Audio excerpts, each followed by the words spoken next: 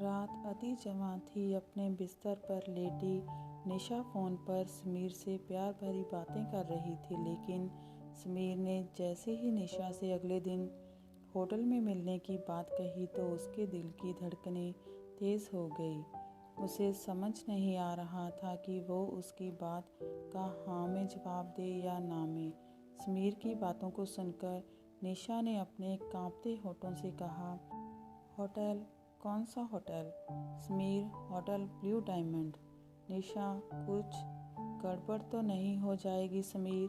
समीर, कैसी गड़बड़? निशा, किसी को पता तो नहीं लग जाएगा हमारे रिश्तों के बारे में? समीर, डर लग रहा है निशा। बहुत तो मिलना केवल कैंसिल कर दें। निशा थोड़ी देर खामोश रही। उसने अपने बिस्तर के सामने रखे अपने पति पंकज की तस्वीर की ओर देखा, फिर कुछ सोचा और समीर से कहा, निशा, समीर, जब प्यार किया तो डरना क्या? मैं आ रही हूँ तुमसे मिलने। अगले दिन निशा समीर से मिलने होटल ब्लू डायमंड पहुँच गई। उसने लाल रंग की साड़ी पहन रखी थी, होठों पर उसी रंग की मैचिंग लिपस्टिक, कानों में बड़े बड़े टॉप्स और खुले बालों में वो किसी अप्सरा जैसी लग रही थी। उसने होटल के रिसेप्शन पर जाकर कहा, निशा, रूम नंबर 311। होटल के रिसेप्शन पर खड़ी रिसेप्शनिस्ट ने उसकी ओर मुस्कुराकर देखा और कहा, रिसेप्शनिस्ट, 3rd फ्लोर, साइड में 4था कमरा। निशा, मेरी बुकिंग है आज की। रिसेप्शनिस्ट, जी मैम, ये रही आपकी कमरे की चाबी। ऊंचे सैंडल पहने खटखट करती हुई निशा रूम नंबर 311 में पहुंची। दरवाज़ा खोला और कमरे में प्रवेश कर गई।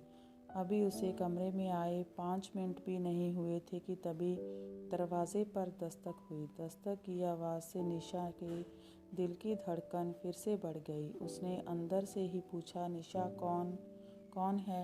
दूसरी तरफ से आवाज़ आई, रूम सर्विस। निशा ने जैसे ही दरवाज़ा खोला उसके चेहरे पर मुस्कान आ गई। निशा, समीर, तुम? समीर, नो निशा मैम, मैं तो रूम सर्विस वाला हूँ।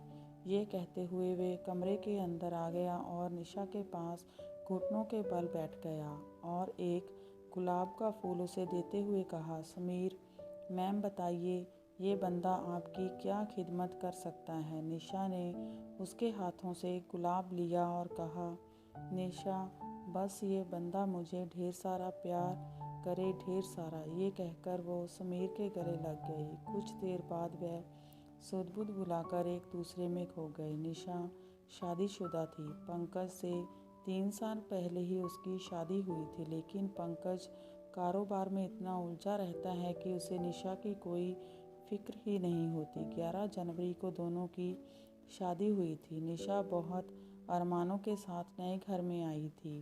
वहाँ पर उसके लिए सब कुछ था, लंबी गाड़ी, बड़ा घर, नौकर चाकर, लेकिन सिर्फ पंकज का प्यार नहीं था। पंकज, अरे निशा, मैंने कहा ना, अभी बहुत काम है यार। माल की सप्लाई बाकी है, कुछ नए ऑर्डर भी मिले हैं, उनके लिए रॉ मटेरियल का अरेंजमेंट भी करना है। सुनो ना, 2 महीने रुक जाओ ना, फिर हम चलेंगे हनीमून पर। निशा, कोई नहीं, वो आपने ही कहा था इसलिए मैंने याद दिलाया। वैसे भी काम तो काम है, वो तो करना ही है, लेकिन शादी के 3 साल हो गए, पंकज के वो 2 महीने आए ही नहीं, जब उसने वादा किया था कि वो हनीमून पर जाएंगे। निशा ने भी उससे कहना छोड़ दिया। उसे समझ आ गया था कि पंकज सिर्फ अपने कारोबार से प्यार करता है। रात के 12:30 बज गए। निशा, हर दिन ये इतनी देर से आते हैं। अरे काम कौन नहीं करता, लेकिन काम के चक्कर में अपने घर को, अपनी बीवी को भूल जाना सही तो नहीं है। मुझे तो लगता है ये घर सिर्फ सोने के लिए आते हैं। इनका वश चले तो ये ऑफिस में ही सो जाएं। पिछले 2 सालों से पंकज शादी की सालगिरह पर निशा को बाहर ले जाने की बात कह रहा था, लेकिन वो भी उसे याद नहीं रहा। शादी की 3री सालगिरह की बात है। पंकज, अरे निशा, मैं प्रॉमिस कर रहा हूँ, आज मैं बिल्कुल भी नहीं भूलूँगा। आज हम दोनों न सिर्फ बाहर खाएंगे बल्कि लॉन्ग ड्राइव पर भी चलेंगे। और अगर मैं भूल भी गया तो मुझे शाम को 7 बजे कॉल करके याद दिला देना, ठीक है? चलो अब मुझे जाने दो एंड हैप्पी एनिवर्सरी। ये कहकर पंकज फैक्ट्री के लिए निकल गया। रात के 8 बज गए, पंकज घर नहीं आया। निशा ने उसे कॉल किया। निशा, क्या हुआ पंकज, आप अभी तक निकले नहीं हैं? 8 बज गए हैं। पंकज, निशा, माय डियर वाइफ, मैं भूला नहीं हूँ। थोड़ी देर में यार मैं निकलता हूँ। एक काम करो, तुम ड्राइवर को बोलो तुम्हें होटल सनशाइन में छोड़ दे, मैं तुम्हें वहीं मिलता हूँ। निशा होटल सनशाइन में पहुँच गई। वहाँ पहुँचकर उसे 10 बज गए, लेकिन पंकज नहीं आया। उसने 2 बार उसे कॉल भी किया, लेकिन उसने उसका कॉल कट कर दिया। निशा, गलती मेरी ही है, मैं ही उनसे कुछ ज़्यादा एक्सपेक्टेशन लगा लेती हूँ। उनकी पहली प्रायोरिटी उनका काम ही है। निशा ने घड़ी की ओर देखा। 10:30 बजने वाले थे।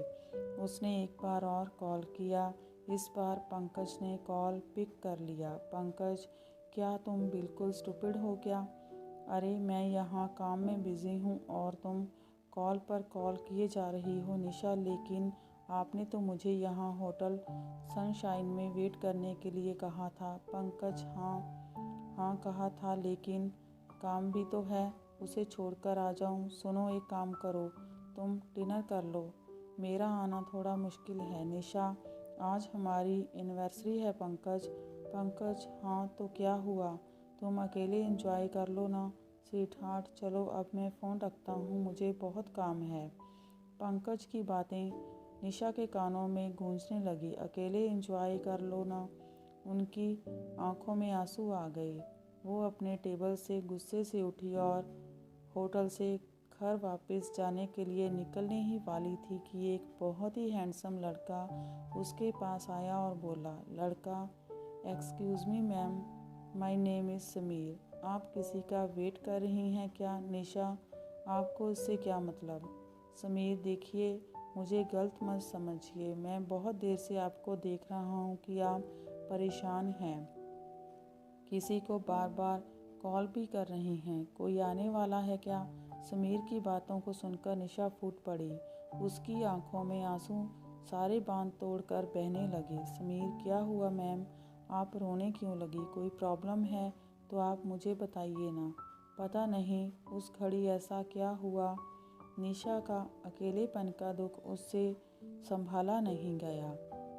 उसने सारी बातें समीर से कह दी। समीर, जानती हैं, किसी की रिलेशनशिप को बांधकर जो रखता है वो है प्यार। इंसान कितना भी परेशान हो, अगर प्यार से कोई गले लगा लेता है ना, तो बड़ी से बड़ी परेशानी भी बर्फ़ की तरह पिघल जाती है। अफसोस कि आपके पास सब कुछ रहते हुए भी प्यार से गले लगाने वाला वो शख्स नहीं है जिसके गले लगकर आप सब कुछ भूल जाएं। समीर की ये पहली मुलाकात थी। उस पहली मुलाकात में समीर का जादू निशा पर चढ़ गया था। समीर एक सिंगर था। उसकी एक एक बात निशा को बहुत पसंद आती थी। वो जिस तरह निशा का ध्यान रखता, उसकी केयर करता, ये बात निशा को बहुत अच्छी लगती। समीर को भी निशा बहुत पसंद थी। हालांकि दोनों ने कभी एक दूसरे को खुलकर नहीं कहा, लेकिन आखिर कब तक वो इससे दूर रहते। एक दिन समीर ने ही निशा को प्रपोज़ कर दिया। निशा, समीर, तुम जानते हो ना कि मैं शादीशुदा हूँ, फिर भी मुझे प्रपोज़ कर रहे हो। समीर, क्या मैं एक शादीशुदा से प्यार नहीं कर सकता? क्या ये किसी किताब में लिखा है? निशा, किताब में तो नहीं लिखा, लेकिन समाज में ये गलत समझा जाता है। समीर, किस समाज की आप बात कर रहे हैं?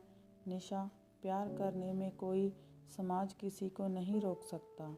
अरे प्यार ही तो वह शक्ति है जिससे आपका समाज चलता है। अगर उसे ही निकाल देंगे तो फिर क्या बचेगा? समीर की बातें निशा को समझ तो नहीं आई, लेकिन समीर के बिना वो नहीं रह सकती थी। दोनों छिप छिप कर मिलने लगे।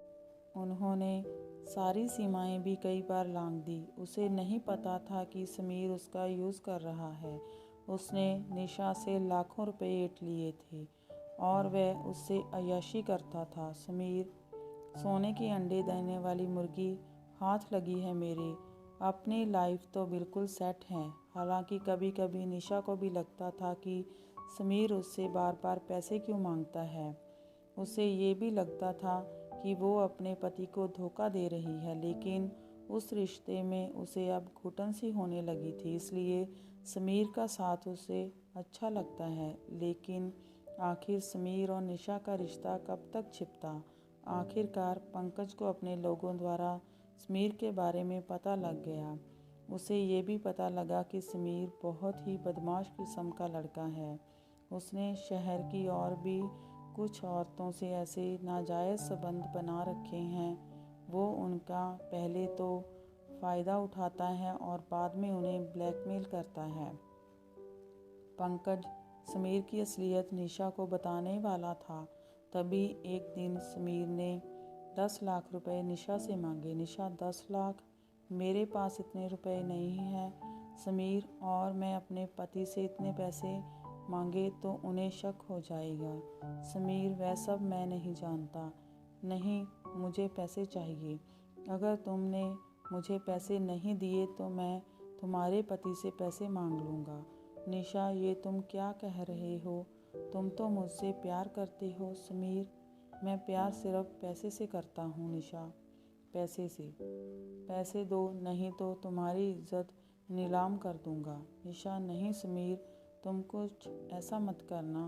पंकज ने निशा और समीर की सारी बातें सुन ली।